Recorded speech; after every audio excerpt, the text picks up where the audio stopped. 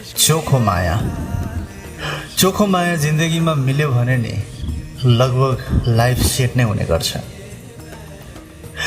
यो त एउटा भ्रम हो कि आजभोलिको चलचित्रहरूले फैलाउने काम गर्छन् कि अरे कहाँ चोखो माया मिल्छ, कहाँ यो नाटक ड्रामा।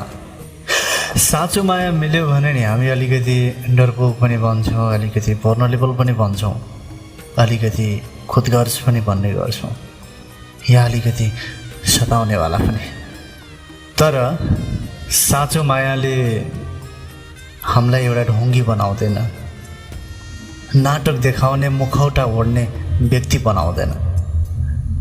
साँचो मायाले हामीलाई मान्छे बनाउँछ या ह्युमन बिइङ बनाउँछ। थाहा छैन तपाईँलाई भयो या भएन, तर मलाई चाहिँ भएको छ।